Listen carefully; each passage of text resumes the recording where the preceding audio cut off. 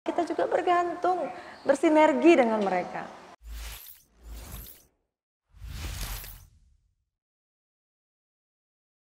Manusia ini, kita tidak sebatang kara kalau kita pun merasa kesepian, Bu.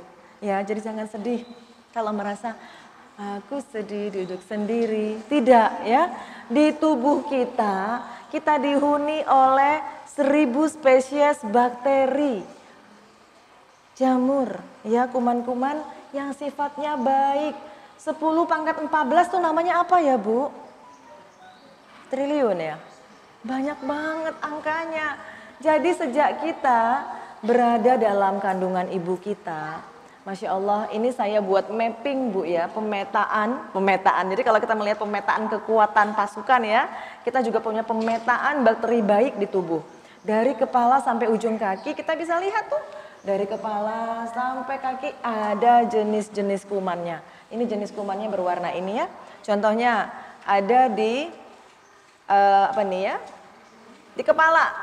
Ya, di kepala itu warnanya biru. Wah, itu ada bakteri Corynebacteria. Tipe bakteri di sana. Jadi tubuh kita ini, kita sudah harus merasakan panca indera, apa namanya, kulit, ya. Kulit, ya, permukaan dalam tubuh juga, bahwa kita ini sebenarnya ekosistem. Kita ini ekosistem kecil. Jadi kalau kita lihat ekosistem di luar, ya, dari mulai air, ya, pohon, ada cacing, ada kucing, itu ekosistem, ya. Tapi di tubuh kita juga adalah ekosistem. Sadar nggak kita ini bawa-bawa kuman? Bahkan satu riset dikatakan ada suatu ruangan yang diisolasi, ruangannya dibuat suatu blokade terhadap virus kuman yang sangat kecil, bisa diblok. Simpen itu orang masuk, ya, dia dibersihkan tubuhnya dalam ruangan kurang lebih hanya 5 menit. 5 menit kemudian udara yang clean tadi diambil sampelnya, di mapping sudah mengandung kuman. Berarti kita ini penuh kuman. Jangan sombong kita, ya, Bu.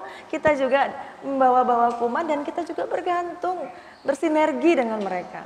Jadi kalau kita mau rahmatan lil alamin jauh-jauh, sudahkah kita rahmatan lil alamin untuk tubuh kita dan penghuni tubuh kita? Apa hubungannya, Dok? Nanti kenapa ada hubungannya, ada nenas, ada serai gitu, ya. Jadi kita lihat sama-sama suatu cerita koneksitas antara manusia, mikrobiom atau bakteri baik, ya, jamur, dengan lingkungan. Kita sama-sama lihat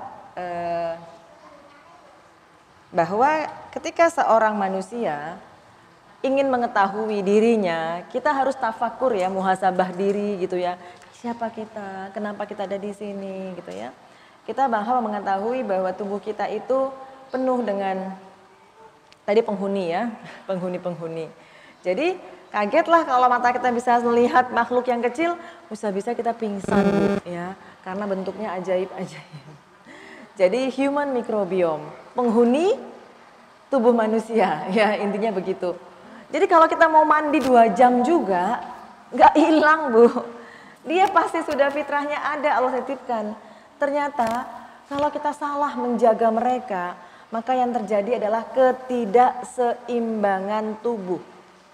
Jadi konsep sakit manusia berawal dari ketidakseimbangan atau imbalance. Karena kita tidak punya ilmu menjaga permukaan tubuh. Tidak menggunakan panca indera tadi, ya. Dari sejak kita dalam rahim ibu kita, ya, jadi bayi-bayi gitu, ya. Kan sudah pernah tahu bahwa kita akan lahir berinteraksi, ya, dengan lingkungan, ya, Bu, ya. Udara gitu, semuanya. Bahkan ketika kita nanti diberikan ASI, ya. Ibu udah pernah ada yang memberikan ASI, kan?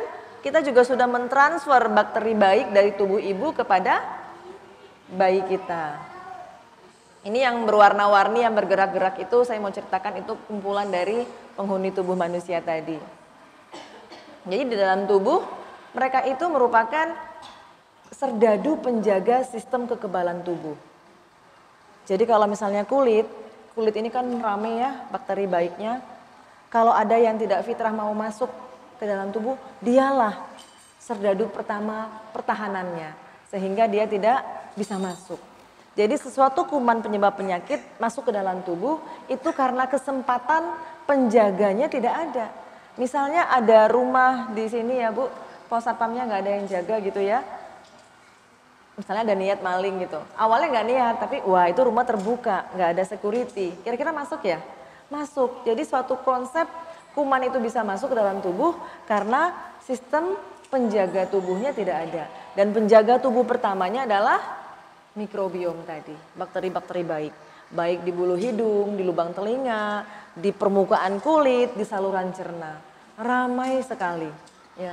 Jadi luar biasanya ya, ini di permukaan usus kita Bu, terjadi suatu ekosistem, ada burungnya. Ya nggak seperti inilah, ini animasi ya, bahwa tubuh kita udah seperti ini, ramai sekali. Jadi di permukaan kulit saja, kalau kita memandangi kulit, ada bulu-bulu ya Bu ya, lihat itu di bawahnya.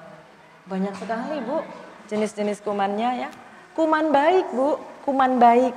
Jadi jangan sampai ibu mandi menggosoknya pakai batu apung gitu ya, pakai sikat sampai aduh kotor banget. Nggak akan mungkin ibu bersih karena sudah Allah titipkan kuman-kuman baik penjaga setiap pori-pori kulit kita.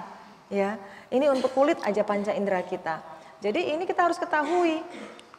Nih bayangkan Bu, di sebelah kiri itu ya bakteria protect skin, melindungi kulit kita melawan jamur dan beberapa infeksi-infeksi lainnya. Kemudian ini juga menjaga apa namanya ini yang tidak baik, ini dalam folikel-folikel rambut. Jadi yang nggak keramas gitu ya sebulan, pasti bakteri baiknya mati, bakteri jahatnya hidup. Ini juga untuk yang berjerawat juga bisa timbul bakteri pada kulit. Ini juga di kemaluan.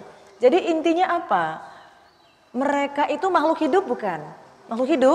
Makhluk hidup butuh makan, butuh.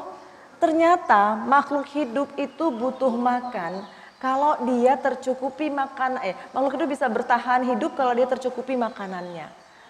Hobinya mikrobiom yang 10 pangkat 14 itu cuma 3 macam jenis makanan, hirupan dan baluran, yaitu sayur-sayuran, buah-buahan, dan biji-bijian yang tumbuh dari permukaan bumi dan disinari matahari langsung.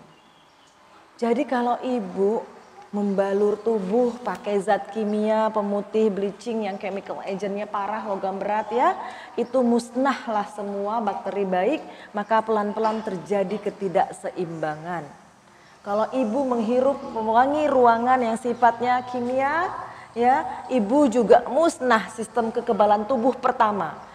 Kita nggak usah berpikir penyakitnya jauh nanti jadi kanker, nanti dulu. Kanker mah ketika sudah itu amburadul. Karena kanker itu adalah sel tubuh yang sudah protes sama yang punya tubuh.